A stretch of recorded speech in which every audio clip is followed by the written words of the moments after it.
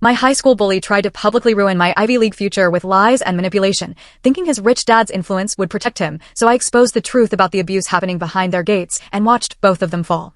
3 months later, that same bully showed up at my door, desperate and begging me to save him. At 7 years old, my immigrant parents strained every fiber to enroll me in a private school. My mother cleaned houses for years, and my father delivered food around the clock, surviving on 4 hours of sleep daily. Their immense effort stemmed from their faith in me and their desire for me to have opportunities they never had. My love for them was boundless, yet one persistent barrier kept me from truly belonging: my origins. We had just arrived from Pakistan, and my accent clung to me like a shadow. At school, children would prompt me to speak certain words, not out of genuine curiosity, but to mock. Say refrigerator again, they'd giggle. Say library. I reassured my parents that I was fine, adapting. I could see the ache in their hearts. My father would kiss the top of my head and declare, "Your voice will carry further than their laughter ever could." He was right. By 8th grade, my diligent studies meant I was tutoring half my class. By 10th grade, I was creating lesson plans for my school's ESL program. I carved out a reputation, teachers admired me, and even some students who once ridiculed me did too. Then came junior year and the new student, Bryce. He entered with a luxury watch, a prominent surname, and an air of privilege that suggested he'd never encountered rejection. On his first day, he raised his hand in biology and loudly proclaimed, "Can I partner with Miss India over there?" His words reverberated, making me feel 7 again. But he faced no consequences. His father had donated a new gym scoreboard, making the issue disappear. This became a pattern. Bryce would humiliate me, and his father would shower the school with money to absolve him. As you can imagine, Bryce delighted in tormenting me. He'd leave bacon in my locker, feign yawns when I spoke in class, remark, "Your English is giving me jet lag." The cruelest part was his refusal to use my name. Instead, he'd call me Chutney Girl, Taliban Barbie, and so on. One day during class, Bryce whispered to our row, "Here comes ISIS 2.0, when the teacher called on me. No one spoke up, not even those I considered friends. Still, I persisted, maintaining perfect grades and discovering individuals who saw past the hijab, the accent, and the name. I believe Bryce's primary animosity towards me was my intelligence. No matter how many times he sneered or smirked, he couldn't surpass me academically. By senior year, it was official. I was valedictorian, and he ranked second. His locker slammed shut so forcefully that day it broke. A week later, I was in a meeting with our principal, who mentioned the tradition of the runner-up, introducing the valedictorian at graduation. Bryce would introduce me. I nearly chuckled. The principal noted awareness of our history and offered an alternative introducer. I simply smiled and said, "He deserves that spotlight. Let him speak." He was instructed to compose a speech celebrating me, my achievements, my character, my name, which, incidentally, he still couldn't pronounce. He practiced for weeks. I overheard him in the hallway muttering, "Maha, Mahara, Mahira."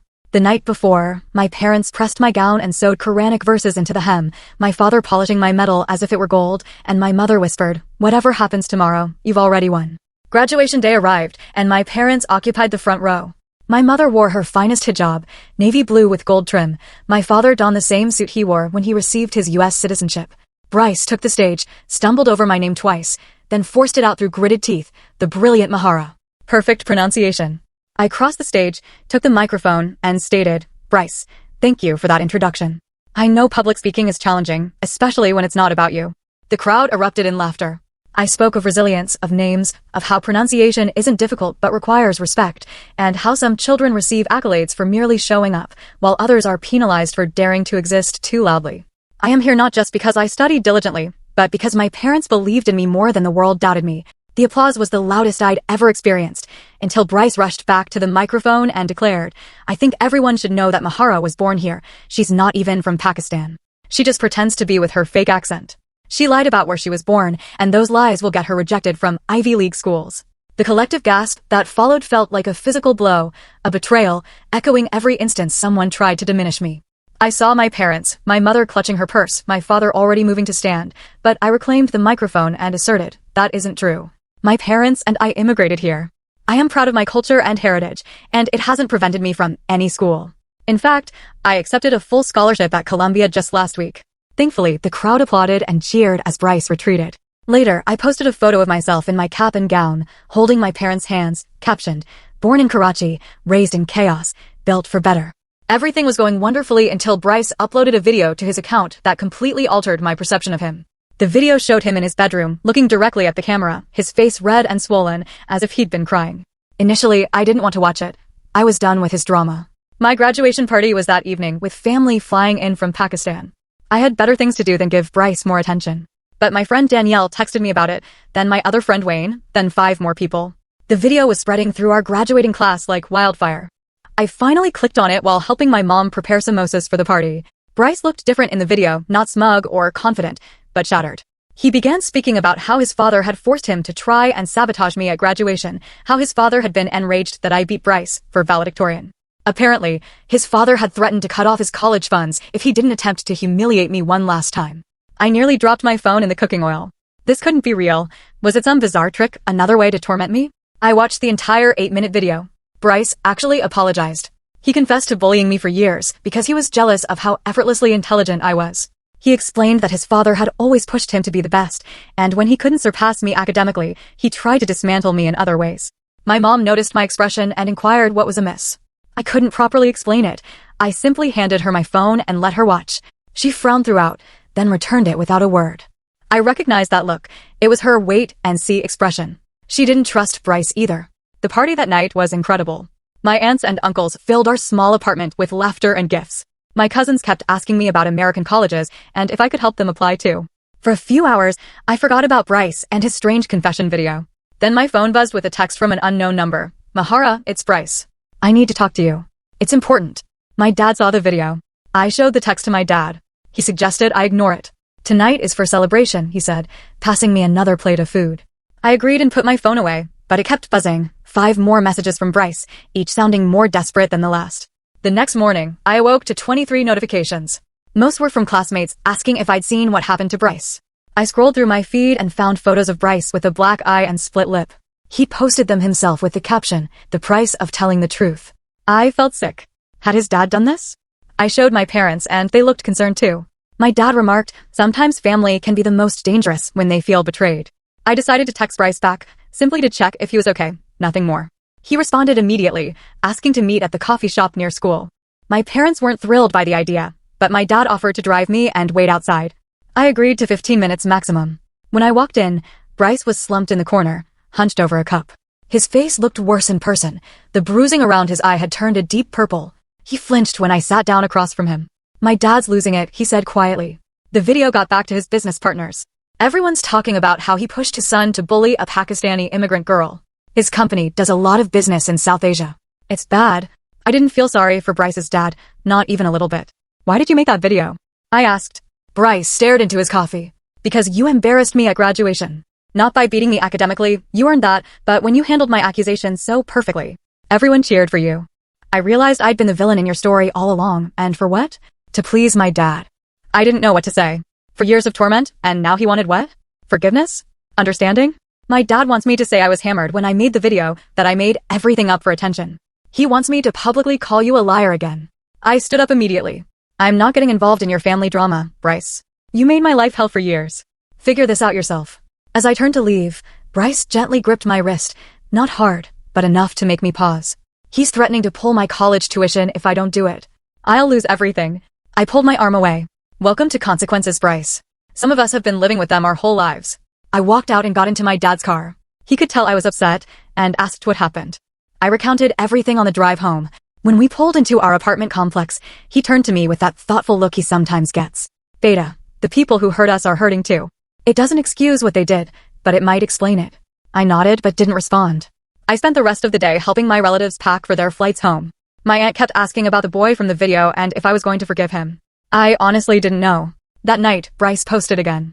This time it was a formal retraction of his apology video. He claimed he'd been emotional after losing valedictorian and fabricated lies about his father.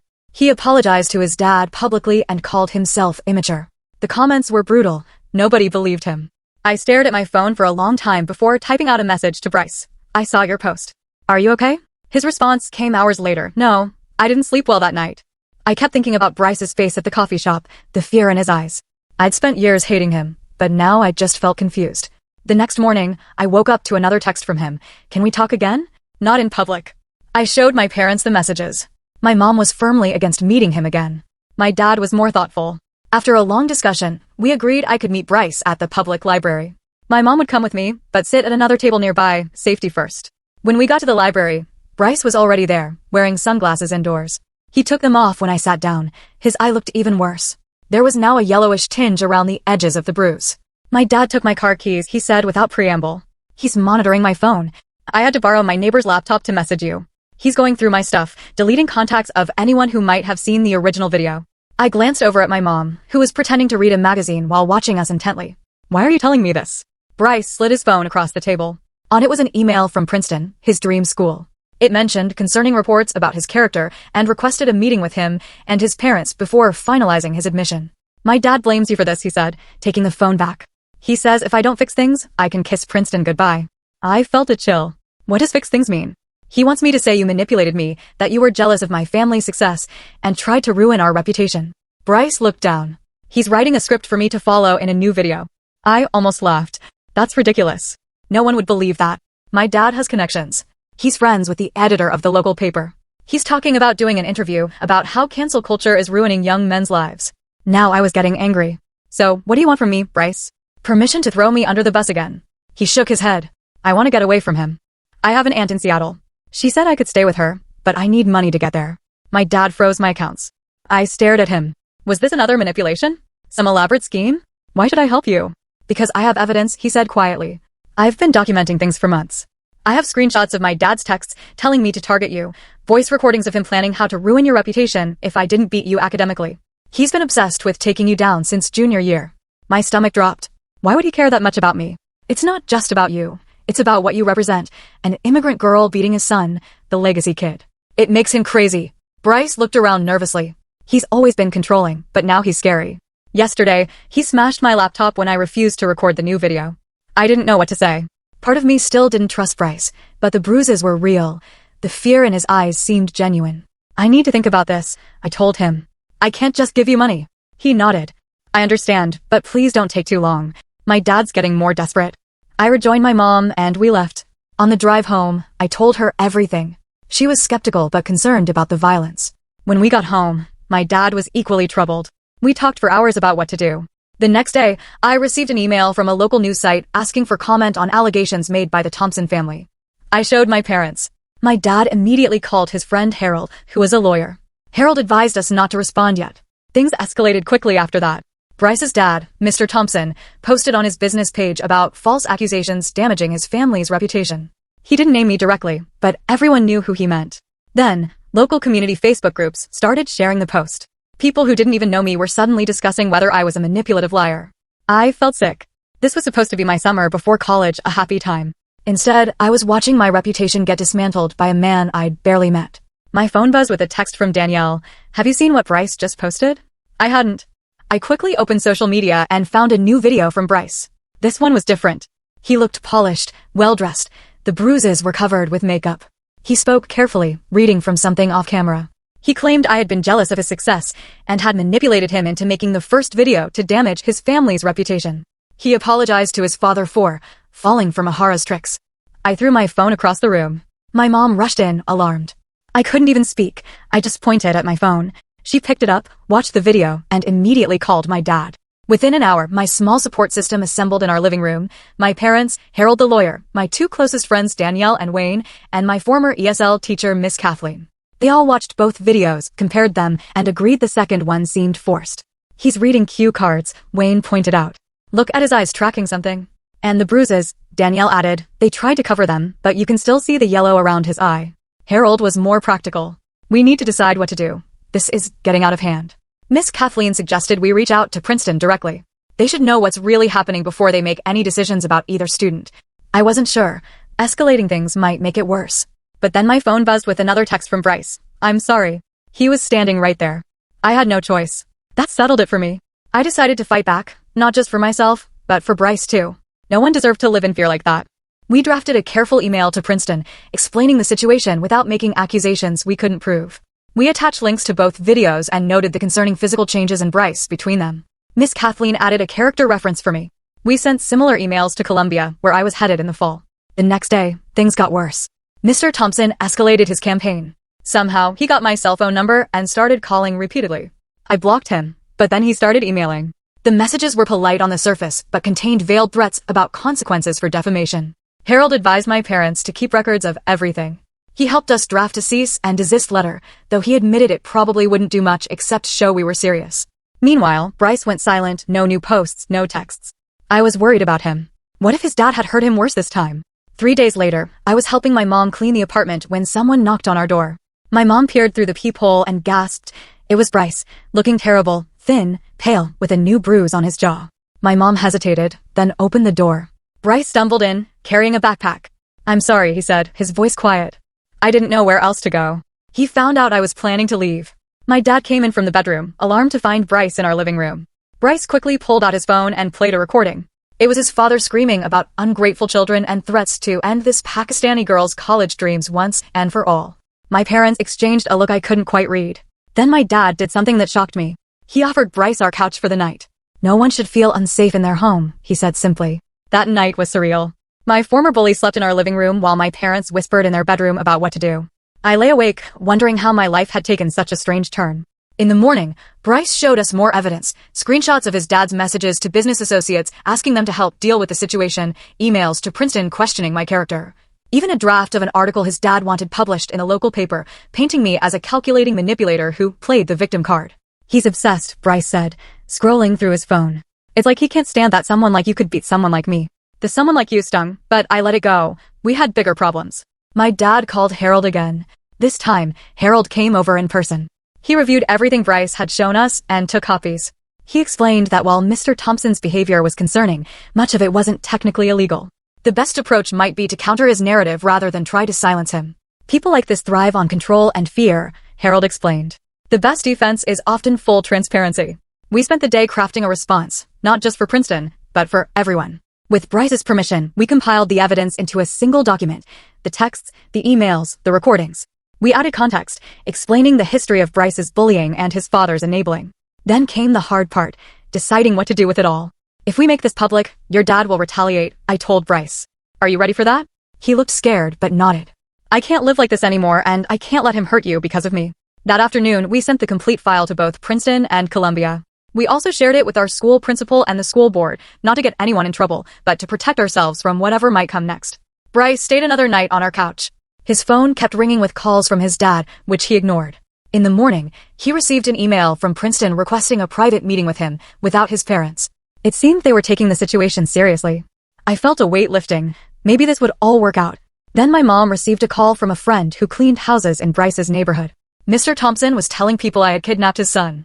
He was threatening to call the police. Panic set in. This was getting dangerous. Harold advised us to be proactive. Bryce called the non-emergency police line himself and explained he had left home voluntarily because he felt unsafe. They took his information but seemed unconcerned since he was 18. Still, we knew Mr. Thompson wouldn't give up easily. He had money and connections. He was used to getting his way. That evening, as we were eating dinner, someone pounded on our door. Through the peephole, we could see Mr. Thompson, red-faced and furious. My dad told us to stay back while he handled it. I couldn't hear everything, but my dad's voice remained calm while Mr. Thompson's grew louder. Finally, my dad said clearly enough for us to hear, "Your son is welcome here as long as he needs. If you continue harassing my family, we will take appropriate legal action." The door closed. Mr. Thompson shouted something from the hallway, then stormed off. My dad came back, looking shaken but resolute. "He's not a well man," was all he said. The next day, Bryce received another email from Princeton. They wanted to meet with him as soon as possible, alone. He was nervous, but agreed. My dad drove him to the meeting and waited outside. When Bryce emerged 2 hours later, he looked different, lighter somehow.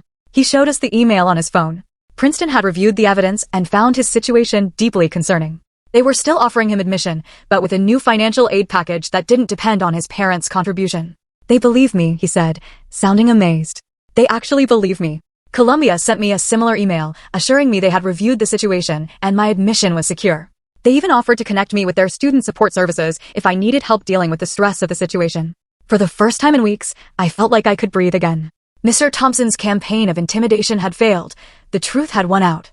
Bryce stayed with us for another week while he arranged to move in early to Princeton's summer housing.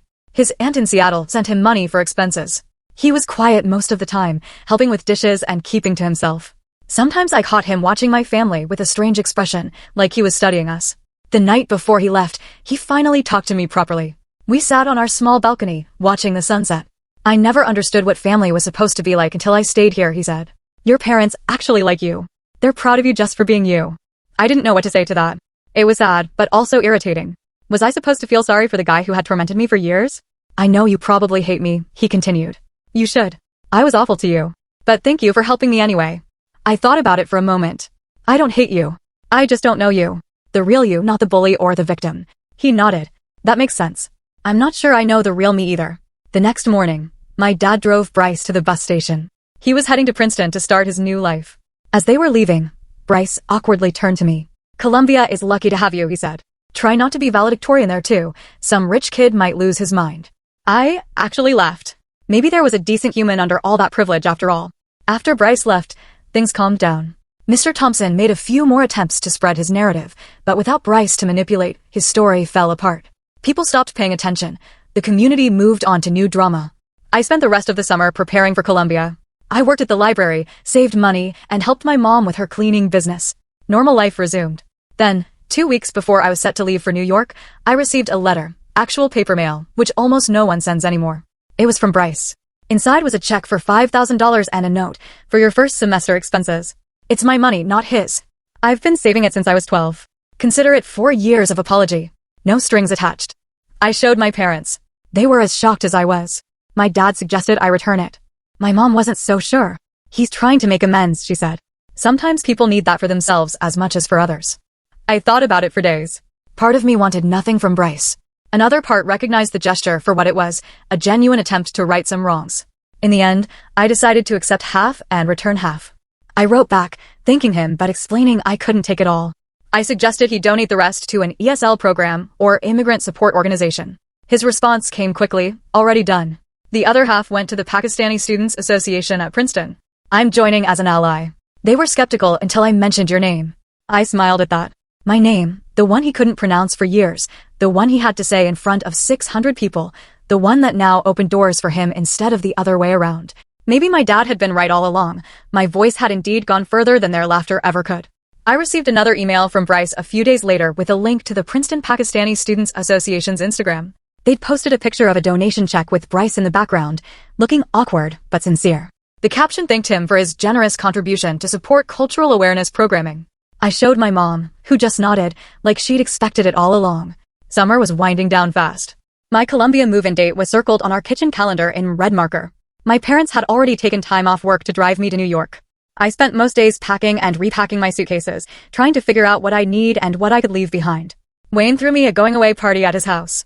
Almost everyone from our graduating class showed up, even people I barely knew.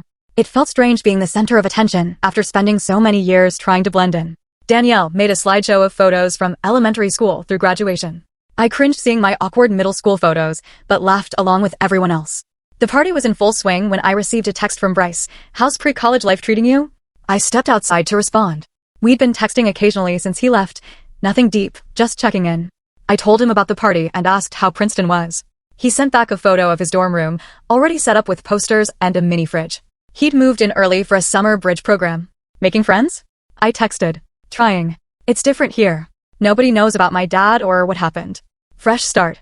I was about to respond when Danielle poked her head out the door. Hey, we're cutting the cake. Who are you texting so secretly? I put my phone away. Nobody important. The cake had Columbia's newest lion written in blue icing. Everyone sang and cheered. For a moment, I forgot about all the drama with Bryce and his dad. This was how senior summer was supposed to feel. The next morning, I woke up to a news alert on my phone. I almost ignored it until I saw the headline, Local Business Leader Gregory Thompson Steps Down Amid Controversy. I sat up so fast I got dizzy. The article was vague about details, just saying he was leaving his position for personal reasons and to focus on family matters, but the timing couldn't be coincidental. I forwarded the link to Bryce with a question mark. His response came hours later. Bored forced him out. Too many rumors about his behavior. He's blaming me, of course. I felt a weird mix of satisfaction and worry. Are you okay? Better than ever. He can't control me anymore. I showed the article to my parents at breakfast. My dad read it carefully, then sat down his coffee. Sometimes consequences find people in their own time, he said. My mom nodded in agreement. The next week flew by in a blur of last-minute shopping and packing. My parents bought me new sheets for my dorm bed and a laptop for classes. My mom kept adding more food to my suitcase like I was heading to a desert island instead of a university with dining halls. The night before we left for New York, I couldn't sleep. I sat on our small balcony, looking at the stars and thinking about everything that had happened. For years of bullying, the graduation showdown, Bryce's confession, and his dad's meltdown. It felt like I'd lived an entire lifetime in just a few months. My phone buzzed with a text from Bryce. Nervous about tomorrow? How did you know? I'm leaving tomorrow. You mentioned it last week. I have a good memory for some things. I smiled despite myself. Yeah, nervous but excited. You. Classes start Monday. I joined the debate team already and that Pakistani Students Association. They're teaching me Urdu phrases. Careful, your pronunciation was always terrible. I'm practicing. Maybe someday I'll say your name perfectly in multiple languages. I laughed out loud at that. Who would have thought I'd be joking around with Bryce Thompson at midnight before college? My dad found me on the balcony around 1 a.m. and brought me a cup of chai. We sat together in comfortable silence for a while. Finally, he said, I'm proud of how you handled everything this summer. I leaned against his shoulder, like I used to do when I was little. I learned from the best. The drive to New York the next day took forever. We hit traffic in New Jersey and again in Manhattan. My dad kept checking the GPS while my mom fretted about being late for check-in. I sat in the back seat, watching the scenery change from suburbs to city. Columbia was more beautiful than I remembered from my campus visit. The historic buildings looked like something from a movie. My dorm was in a newer building with air conditioning, which my mom was very excited about. We parked in the unloading zone and started carrying my stuff up to my room. My roommate, Julia, was already there with her parents. She was from California and seemed nice enough. We awkwardly divided the room while our parents made small talk. Her dad kept mentioning their beach house, and I could tell my parents felt out of place. After we finished setting up my side of the room, my parents took me to dinner at a small Pakistani restaurant they'd researched beforehand. My mom cried a little when the food came. It tastes like home, she said. I held her hand across the table. We walked around campus after dinner. My dad kept taking photos of everything, me in front of the library, me by the main gates, me next to random statues. My mom kept pointing out emergency phones and reminding me to always walk with friends at night. When it was time for them to leave, I walked them back to the car. My mom hugged me so tight I could barely breathe. My dad kissed the top of my head, like he used to when I was little. Your voice will go further than you can imagine, he whispered. I cried as they drove away, standing alone on a New York City street. I felt smaller than I had in years. What if I couldn't handle college? What if I didn't make friends? What if everyone here was smarter than me? I was still wiping away tears when my phone buzzed. It was Bryce again. First day going okay? I was about to type fine when I decided to be honest instead. Parents just left. Feeling a bit lost. Normal, he texted back. I cried in the shower my first night so my roommate wouldn't hear. That made me smile. Thanks for telling me that. I'll hold it over you forever. I deserve that. Hey, did you know Princeton and Columbia have a bunch of joint events? Academic competitions and stuff. Are you suggesting we might see each other again? Maybe, if you don't mind. I promised to pronounce your name correctly. I walked back to my dorm, thinking about that. Did I want to see Bryce again? The boy who had made high school hell, but then showed me a different side of himself. I wasn't sure. Orientation week was a whirlwind of activities. I met so many people I couldn't keep their names straight. My roommate, Julia, turned out to be really nice, if a bit sheltered. She'd never had a non-white friend before and asked some awkward questions, but she was genuinely trying to learn. Classes started, and I quickly fell into a routine. The workload was intense but exciting. I joined the Muslim Students Association and the Pre-Med Society. I made friends with a girl named Andrea from my chemistry class and a guy named Gray from the dorm floor below mine. About a month into the semester, I received an email about an upcoming debate competition with Princeton. Teams from both schools would argue topics related to immigration policy. There was a link to sign up. I stared at it for a long time before clicking. I wasn't on the debate team, but the email said they were looking for students with personal perspectives on immigration. That was definitely me. The tryouts were the following week. I prepared a short speech about my family's experience immigrating to America. When my turn came, I spoke clearly and confidently, the way I had at graduation. The debate coach, Professor Lawrence, nodded approvingly throughout. I made the team. We had 2 weeks to prepare for the competition, which would be held at Princeton. I threw myself into research, staying late at the library most nights. My roommate, Julia, brought me coffee and snacks, joking that she only saw me when I came back to change clothes. The day of the competition arrived faster than I expected. Our team took a bus to Princeton early that morning. The campus was gorgeous, all ivy-covered buildings and perfectly manicured lawns. It screamed old money in a way that made me slightly uncomfortable. We gathered in a large lecture hall for the opening remarks. I was scanning the Princeton team when I spotted him. Bryce was sitting in the front row, wearing a blue blazer with the Princeton logo. He saw me at the same time and gave a small wave. During the first round, Columbia faced a different Princeton team. We won easily. I didn't speak much, just presented some statistics to support our main argument. The second round was tougher, but we pulled through. For the final round, we were up against Bryce's team. The topic was, should immigration status be considered in college admissions? We were arguing that it shouldn't. As I listened to Bryce's opening statement, I realized something had changed. He spoke passionately about the contributions of immigrant students, citing research about academic achievement and cultural enrichment. When it was my turn to speak, I shared my personal story, how my parents had sacrificed everything for my education, how I'd faced discrimination, but persevered. I didn't look at Bryce while I spoke, but I could feel his eyes on me. In his rebuttal, Bryce acknowledged the validity of my experience, but argued that universities should be aware of immigration status, not to discriminate, but to provide appropriate support services. It was a nuanced take I hadn't expected. The judges deliberated for nearly 30 minutes before declaring Columbia the winners by a narrow margin. As people gathered their things, Bryce approached me. "Great job," he said, extending his hand. "Your closing argument was killer." I shook his hand, feeling strange about the formality. "Thanks. You've gotten better at this." "I had a good teacher," he smiled, and for once, it wasn't smug or forced.